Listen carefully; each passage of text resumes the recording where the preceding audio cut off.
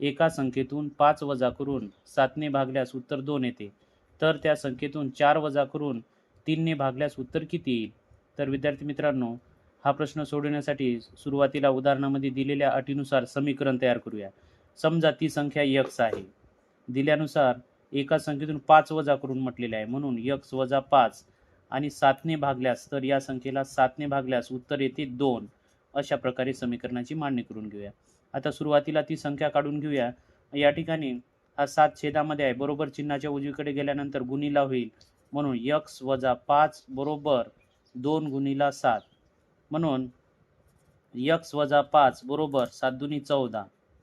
आता या ठिकाणी x ची किंमत काढण्यासाठी या वजा 5 ला बरोबर चिन्हाच्या उजवीकडे नेऊया, म्हणून x बरोबर 14 अधिक 5 बरोबर चिन्हाच्या उजवीकडे गेल्यानंतर अधिक 5 होईल, म्हणून x बरोबर 14 आणि 5 19, म्हणजेच ती संख्या 19 आहे. आता दुसऱ्या अटीनुसार त्या संख्येतून म्हणजेच या 19 मधून 4 वजा करून 3ने भागल्यास उत्तर किती येईल असं आपल्याला म्हटलेलं आहे.